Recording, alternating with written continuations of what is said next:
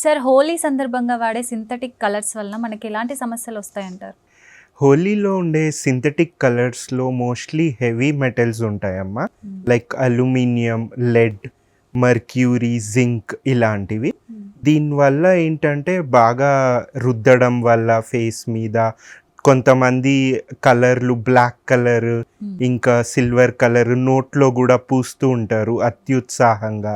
So అది బాడీలోకి వెళ్తే మాత్రము క్యాన్సర్ కూడా కాజ్ చేసే ఛాన్స్ ఉంది. సో బాగా ఎక్కువగా రుద్దకుండా వాటర్లో డైల్యూట్ చేసుకొని సింథటిక్ కలర్స్ వాడితే గిన వాటర్లో బాగా డైల్యూట్ చేసుకొని యూజ్ చేయాలి. బాగా రుద్దడం, కళ్ళల్లో పూయడం, నోట్లో రుద్దడం, పళ్ళకి రుద్దడం లాంటివి, చెవుల్లో లోపల రుద్దడం లాంటివి చేయకూడదు.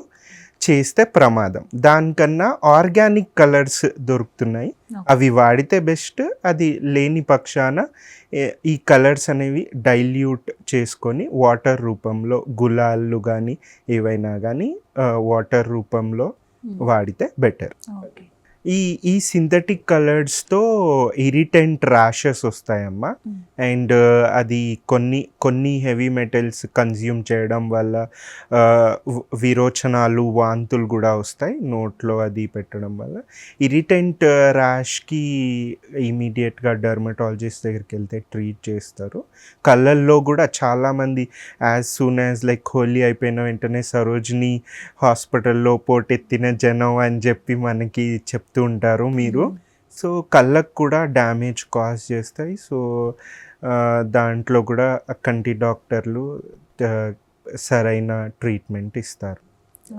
కానీ ఇదంతా కాకుండా అవాయిడ్ చేయడం బెటర్. నోట్లో కంటి దగ్గర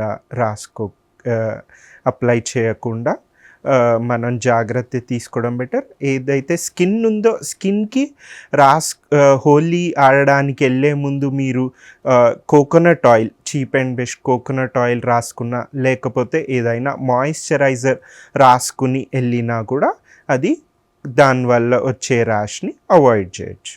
అది మా